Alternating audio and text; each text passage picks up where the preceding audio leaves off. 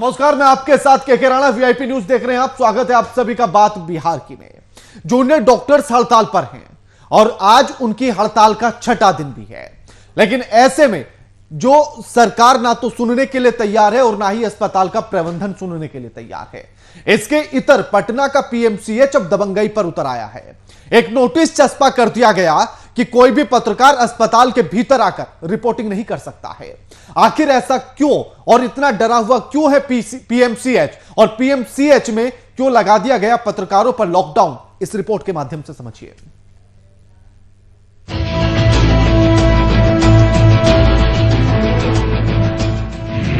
क्यों मारा जाता है लोकतंत्र? पीएमसीएच में जिंदा हो रहा तुगलकी तंत्र। पीएमसीएच में दबंगई भारी। पीएमसीएच का तुगलकी फरमान जारी। हिंदुस्तान में एक शब्द का इस्तेमाल बहुत किया जाता है जिसे लोकतंत्र कहते हैं। लोकतंत्र की बात हर मंच से लेकर गली नुक्कड़ तक सुनने के लिए बड़ी आसानी से मिल जाएगी। उसी लोकतंत्र का चौथा स्तंभ होता है जिसे कहा जाता है पत्रकार।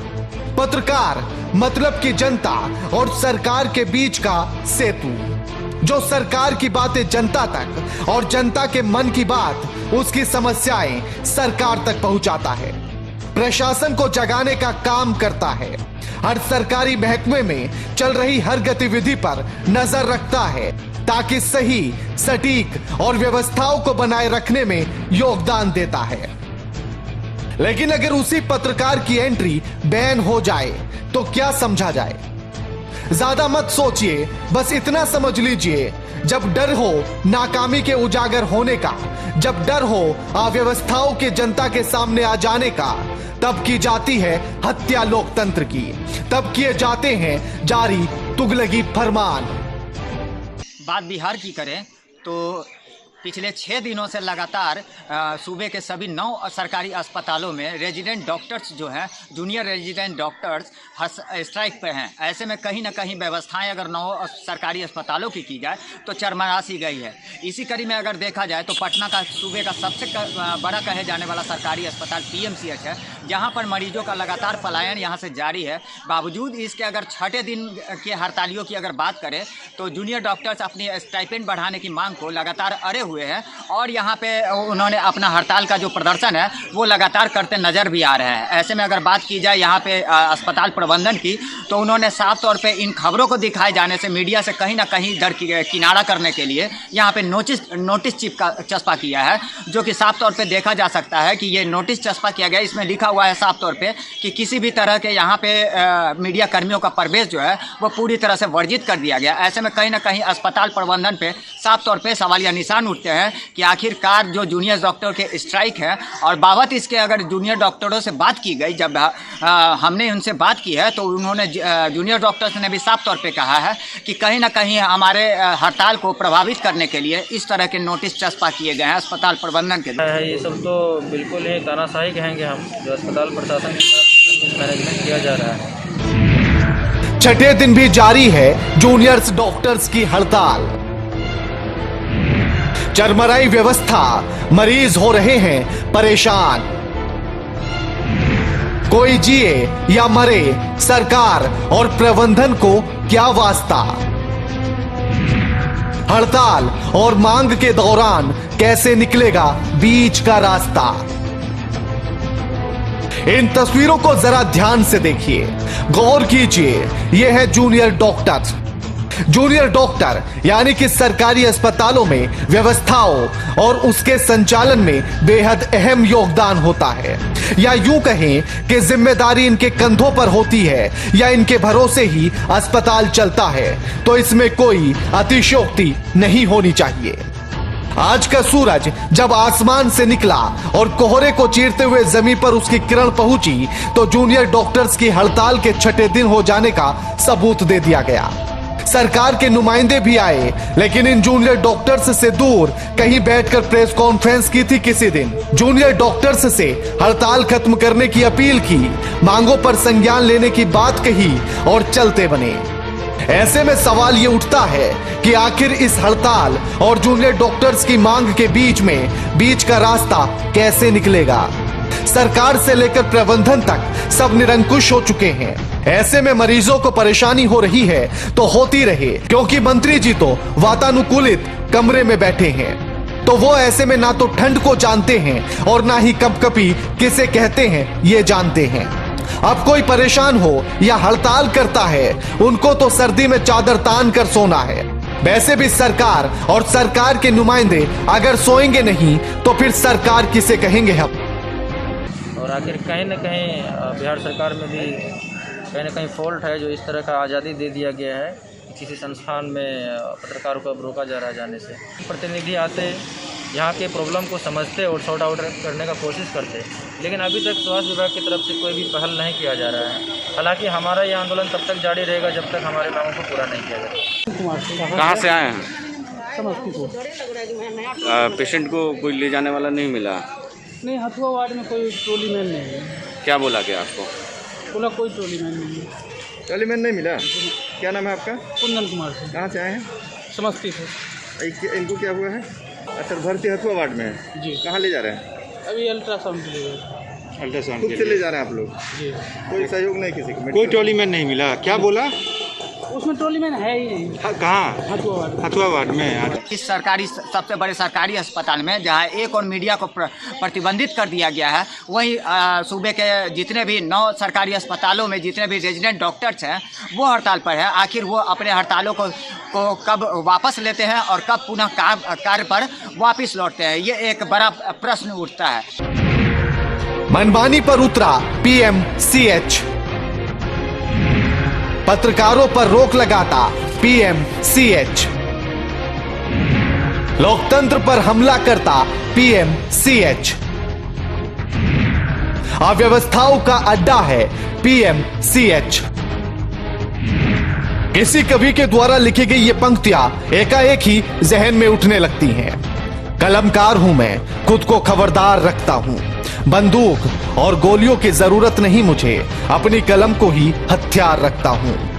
पीठ पीछे से वार करने की आदत नहीं मेरी, अपनी लड़ाई को हमेशा आर पार रखता हूं। हवाओं में बात करने की आदत नहीं मेरी, अपने हर लफ्ज को वजनदार रखता हूं। छूट जाए इतिहास के पन्नों पर अमिट छाप, जिससे स्याही में ऐसी असरदार रखता हूं। शायद पीएमसीएच भूल गया है इन पंक्तियों को, लेकिन याद कीजिए अभी बीते कुछ रोज की तस्वीरें। तस्वीर वो वाली जिसमें हो रहा था लोकतंत्र के चौथे स्तंभ पर हमला। तस्वीर वो वाली दबंगई पर उतारू हो गया था पीएमसीएच। तस्वीर वो वाली जिसमें लोकतंत्र मांग रहा था जान की दुहाई। अब ये वाली तस्वीर भी देख लीजिए। पीएमसीएच के परिसर में एक नोटिस चस्पा कर दिया गया। नोटिस पर लिखा गया तुगलकी फरमान, जिसमें पत्रकारों पर पाबंदी लगा दी गई। यानी कि पीएमसीएच के वार्ड, आउटडोर, इंडोर, आकस्मिक सेवा, ओटी, आईसीयू और संवेदनशील स्थानों में फोटो या वीडियो बनाने पर रोक लगा दी गई है। और जब बीते कुछ रोज तस्वीर खींचने की कोशिश पत्रकारों ने की थी तो पीएमसीएच के गुंडों ने उनकी पिटाई की थी। मतलब साफ है कि पीएमसीएच में पत्रकारों के लिए लॉकडाउन हो चुका है। अब इस पर सरकार के किसी नुमाइंदे ने नीली चिड़िया पर कुछ भी लिखने की कोशिश नहीं की है। अब लोकतंत्र की हत्या उनको नजर नहीं आती है। अब देखना यह भी होगा कि सरकार के मुंह में दही कब तक जमा रहेगा, कब तक कान में सरसों का तेल डालकर सरकार और अस्पताल प्रबंधन सोते रहेंगे और करते रहेंगे मनमानी। वीआईपी न्यूज के लिए के राणा की रिपोर्ट। बिहार के सीएम नीतीश कुमार ने पूर्व केंद्रीय मंत्री और बीजेपी नेता अरुण जेटली के चित्र पर माल्यार्पण कर उन्हें नमन किया है। अपने सरकारी आवास पर सीएम नीतीश कुमार ने जेटली की जयंती पर उन्हें याद किया और उन्हें एक कुशल प्रशासक और बेहतरीन इंसान बताया है।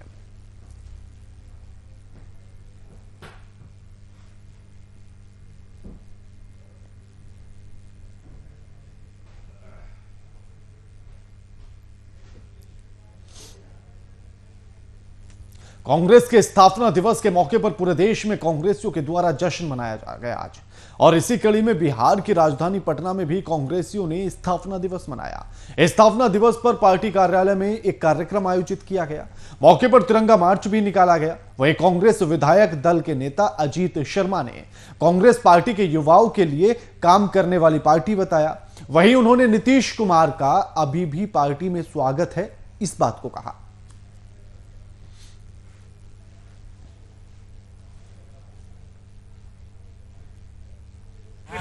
बिल्कुल होगी। 1885 में कांग्रेस की स्थापना हुई थी और दो मिनट और कांग्रेस को मजबूत करना ही होगा, क्योंकि ये भारतीय जनता पार्टी की किसान विरोधी है, युवक को रोजगार देने में सफल नहीं है, इसलिए कांग्रेस को मजबूत होना होगा और हम लोग लगे हुए हैं और पूरे बिहार में इस बार कांग्रेस। आप जानते हैं हमारी स्थापना का सैकड़ों साल से हमारी परिपाटी है कि जिस युग में, जिस कालखंड में जो कांग्रेसी है वो अपने बुजुर्गों को, स्वतंत्रता सेनानियों के बलिदान को याद करे और उसी ढंग से आगे की कार्रवाई भी करे। आज हम संकल्प लेते हैं और संकल्प लेकर हम चले हैं। और आज हमारा नेता राहुल जी ने इधर सालों से जिस दृढ़ता के साथ किसानों के लिए, नौजवानों के लिए, विद्यार्थियों के लिए, मजदूरों के लिए संघर्ष किया गरीब गुरबा का, उस संघर्ष के हम साथी बनेंगे और दृढ़ता से उस लड़ाई को आगे बढ़ेंगे। कोरोना काल में गरीबों को मुफ्त अनाज देने की पीएम की घोषणा। गौसवरी प्रखंड में भ्रष्टाचार की भेंट चढ़ गई है। इस प्रखंड में सभी डीलरों ने गरीबों का फ्री अनाज खुद ही निगल लिया है। वहीं गरीबों को अनाज नहीं मिलने पर कई पंचायतों में हंगामा हो गया है और प्रखंड के अलग अलग पंचायतों में नवंबर महीने का मुफ्त अनाज काला बाजार में बेच दिया गया। इधर ग्रामीणों में आक्रोश को देखते हुए घोसबरी अंचलाधिकारी उमेश शर्मा ने शिकायत की गहन जांच की और डीलर्स को कारण बताओ नोटिस निर्गत किया गया। वहीं अधिकारियों के कड़े तेवर से कई डीलर्स पर गाज गिरने की संभावना जताई जा रही है।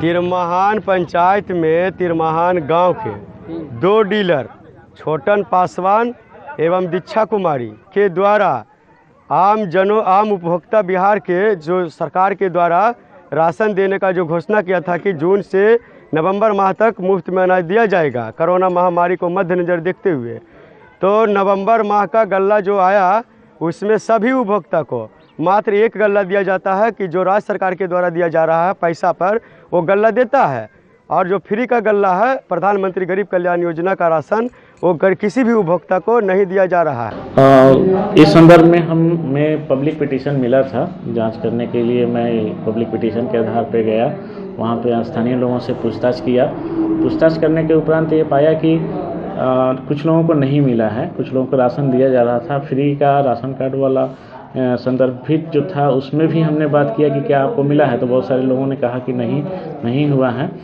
तो हमने उनसे, जो डीलर थे, संबंधित डीलर थे, उनसे ये बात कही कि आप जिनको भी राशन वितरण करना है दोनों ही राशन वितरण कीजिए, और उनको बता दिया है। और इस संदर्भ में हमने उनसे एक स्पष्टीकरण भी पूछ लिया है।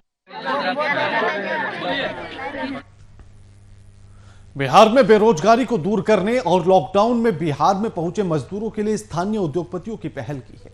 BIIS कंपनी सासाराम में जल्द ही चीनी मिल खुलने जा रही है। कंपनी के अधिकारी विवेक सिंह ने बताया है कि जिस तरह से बिहार में बेरोजगारी है उसे दूर करने और कोरोना काल में बाहर से आए मजदूरों के लिए यह विशेष प्रयास है। इस चीनी मिल में 80% बिहार के लोगों को रोजगार देने का वादा किया गया है।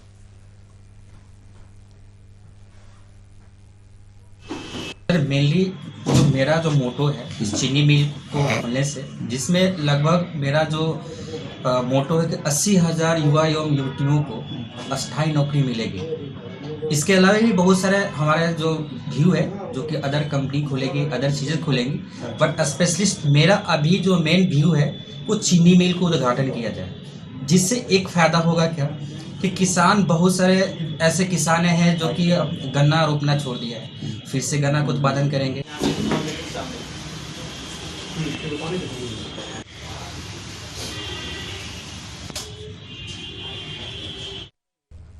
अपनी मांगों को लेकर ट्रक ओनर एसोसिएशन के सदस्य लगातार आंदोलन कर रहे हैं। एक बार फिर से पटना के गर्दनी बाग में बिहार ट्रक ओनर एसोसिएशन ने धरना दिया है। साथ ही अपनी मांगों के समर्थन में नारे लगाए। गौरतलब है कि परिवहन विभाग के द्वारा ट्रकों के लिए नए कानून लाए गए, जिसके मद्देनजर 16 और इससे भी ज्यादा चक्के वाले ट्रकों पर बालू और गिट्टी की धुलाई बंद कर दी गई। वहीं 6 चक्के वाले ट्रकों पर भी नए कानून लगाए गए। इसी कानून से नाराज ट्रक मालिक धरने पर हैं।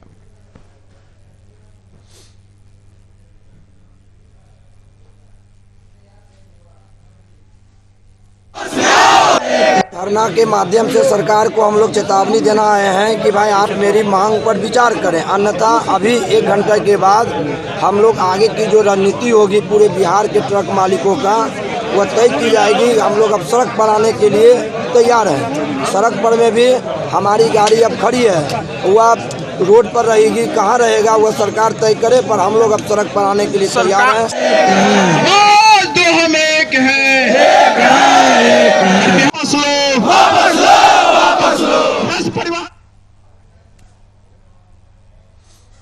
सहरसा के आरजेडी कार्यालय में आरजेडी नेता डॉक्टर गौतम कृष्ण ने प्रेस वार्ता का आयोजन किया। इस प्रेस वार्ता में किसानों के खिलाफ लगाए गए अध्यादेश का खंडन करते हुए कोशी प्रमंडल के मुख्यालय और कोशी सीमांचल के प्रमुख जिला सहरसा को बिहार सरकार कैबिनेट के द्वारा नगर निगम नहीं बनाए जाने पर आपत्ति प्रकट की है।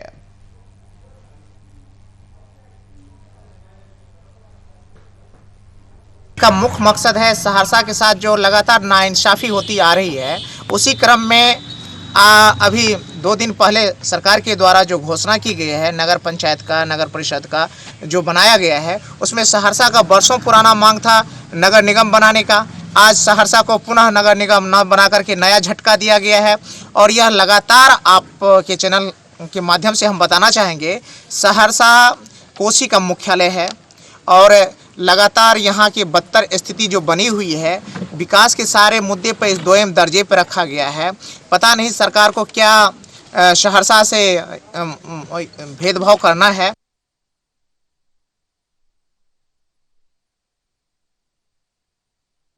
खबर राजधानी की है, जहां बीजेपी कार्यालय पर हिंदू पुत्र संगठन ने विरोध प्रदर्शन किया।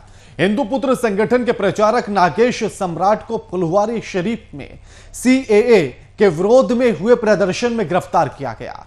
आज 1 साल होने को है, लेकिन उसकी रिहाई नहीं हुई है, जिसके विरोध में हिंदू पुत्र संगठन ने बीजेपी कार्यालय पर प्रदर्शन किया और नागेश की रिहाई की मांग बीजेपी से की गई।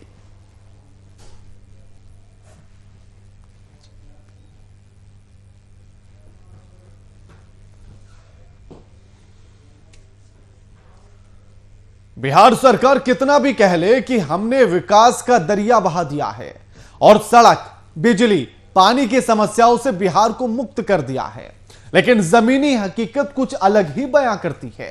मामला बाढ़ के रैली ग्राम पंचायत का है, जहां 16 लाख की लागत का नल जल योजना से 16 दिन भी नहीं चला और नीतीश कुमार का विकास भ्रष्टाचार के भेंट चढ़ गया।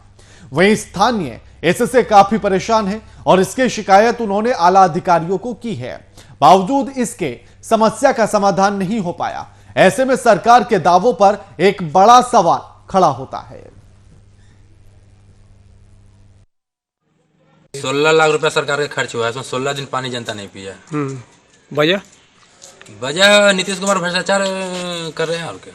नीतीश कुमार के डायरेक्ट पैसा जाता है, देता है सांसद ललन सिंह के थ्रू जाता है नीतीश कुमार के। मतलब सरकार भ्रष्टाचार एकदम नीतीश कुमार भ्रष्ट है, नोट निचला पदाधिकारी तो उसका बेचारा निचला पदाधिकारी।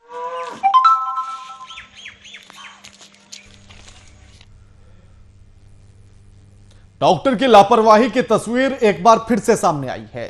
मामला कैमूर का है, जहां पीएचसी नुआब के चिकित्सा के द्वारा बाध्यकरण का ऑपरेशन कर दिया गया। इस बात की जानकारी महिला को कुछ दिनों बाद हुई। वहीं इस बारे में पूछे जाने पर प्राथमिक स्वास्थ्य केंद्र के हेल्थ मैनेजर ने इसकी जानकारी की बात कही।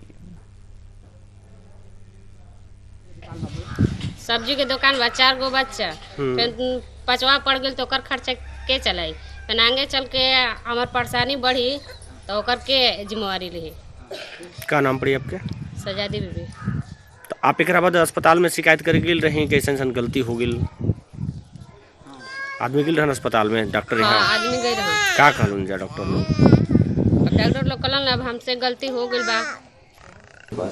हाँ, पेपर के माध्यम से मुझे पता चला है ये बात, और हमने सर्जन से बात किया, प्रभारी चिकित्सा पदाधिकारी से भी बात किया है।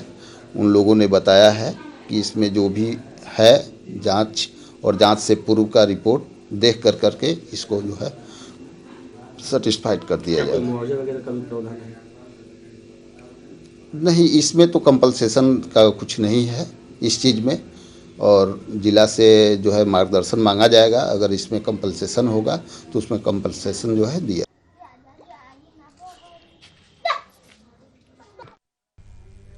समस्तीपुर जिले के सराय रंजन थाना क्षेत्र में बेखौफ अपराधियों ने भोजपुर निवासी मुर्गी व्यवसायी केदारनाथ झा की हत्या कर दी। वहीं ग्रामीणों ने सड़क मार्ग पर शव को रखकर प्रदर्शन किया। इस दौरान लोगों ने आगजनी भी की है, जिससे यातायात सेवा ठप हो गई। वहीं मौके पर आक्रोशित लोगों ने पुलिस के खिलाफ जमकर नारेबाजी करते हुए पीड़ित के परिजनों को उचित मुआवजा देने और अपराध पर रोक लगाने, हत्या में शामिल हत्यारों की गिरफ्तारी जल्द से जल्द करने की मांग की है। केदारनाथ झा जो भोजपुर निवासी हैं, उनको कल अपराधियों ने गोली मारकर हत्या कर दिया है।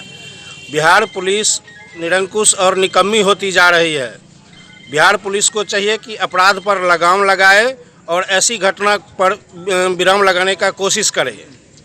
मुख्य अभियुक्त को गिरफ्तार किया जाए और मुख्य अभियुक्त जो भी अभियुक्तगण है उसको अविलंब गिरफ्तारी की हम लोग मांग करते हैं और गिरफ्तार करके उसको जेल भेजा जाए। गिरफ्तारी है, पुराना इनका जमीन का विवाद भी है, दोनों जमीन के व्यवसाय से संबंध रखते हैं। इन्हीं सब बिंदुओं के कारण घटना कारित करने की बात बताई जा रही है।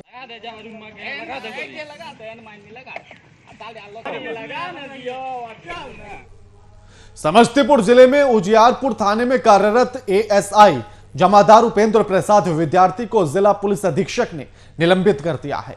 वहीं पुलिस लाइन में योगदान करने का आदेश भी दिया गया।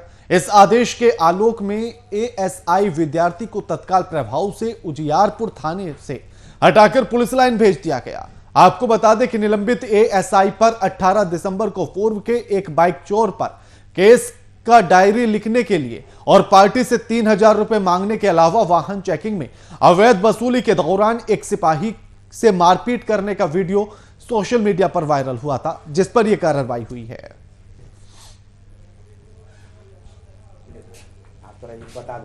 एक साल पहले हमारी गाड़ी चोरी हुई थी अपाची, जिसके आवेदन हम थाना में दिए थे। उसमें थोड़ा कुछ कारणवश मिस्टेक से लिखने में 33 नंबर 1-2 अंक मिस्टेक हो गया, जिसके सुधार के लिए विद्यार्थी जी को आयोग बनाया गया था। वो 1 साल से हमको दौड़ा रहे हैं, बोले कि 3000 रुपया लेंगे तब हम तुम्हारा लिखेंगे, नहीं तो दौड़ते रहो। बाद बाकी हम दौड़ रहे हैं थाना पर, वो कुछ सुनते ही नहीं है, बोलते हैं बिना पैसा का काम ही नहीं होगा हमारे पास। मीडिया में वायरल हुआ था, जिसमें आयोग के द्वारा किसी व्यक्ति से बात करने की मामला प्रकाश में आया था, जो कार्य से संबंधित कोई मामला था। इसको लेकर हम लोगों ने, चूंकि उसमें कुछ पैसे की बात सामने आई थी, उनका शब्दों का इस्तेमाल हुआ था, इसको लेकर एसडीपीओ दलसिंह सराय के द्वारा जांच कराई गई है। तो उसमें अभी पुष्टि नहीं हुई है, लेकिन जिस तरीके से बातचीत हो रही है और निजी कमरे में बात हो रही है, जो उनके कमरा है, इस तरह से पूरा आचरण संदिग्ध प्रतीत हुआ। इसको लेकर उनको निलंबित। बिहार के बगहा पुलिस को एक बड़ी सफलता हाथ लगी है। पुलिस ने वाहन जांच के दौरान एक ऑटो से 34 किलो गांजे के साथ एक कारोबारी को गिरफ्तार किया है। धनहा थाना पुलिस ने धनहा रतवल पुल से वाहन चेकिंग के दौरान यह सफलता हासिल की है। इस दौरान एक तस्कर भागने में सफल रहा। वहीं पुलिस दूसरे कारोबारी की गिरफ्तारी के लिए लगातार छापेमारी कर रही है। 27/12/2020 को जैसा कि चल रहा है बगहा जिला में जगह जगह पे चेकिंग चल रहा है, तो उसी चेकिंग के क्रम में धनहा रतवलपुर पर एक ऑटो में 34 kg गांजा बरामद किया गया है। एक व्यक्ति की अरेस्टिंग हुई है। 4 बैग्स में 17 पैकेट था, हर एक पैकेट 2 kg का, टोटल 34 kg गांजा टेम्पो से बरामद हुआ है। उसका अरेस्टिंग हुआ है, पूछताछ की जा रही है। एक और व्यक्ति का नाम सामने आया है, उसके लिए छापेमारी की जा रही है। बाड़नगर के कांचीचक मोहल्ला निवासी लंबे समय से पक्षी प्रेमी हैं। वहीं इलाके के लोगों के लिए चर्चा का विषय बने हुए हैं और उन्हें रोजगार की एक नई राह प्रदान कर दी गई। महज 10-5 पक्षियों को पालने के बाद सत्य प्रकाश का पक्षी प्रेम इस कदर बढ़ा कि आज उनके पास 1200 पक्षी हैं। करीब 250 से अधिक चिड़िया ऑस्ट्रेलियन होने के कारण लाखों रुपए से ज्यादा उस पर खर्च भी आया है। अब सत्य प्रकाश के द्वारा अपनी छत पर एक बड़ा चिड़ियाघर बनाकर उससे हजारों की संख्या में चिड़ियों को पाला जा रहा है।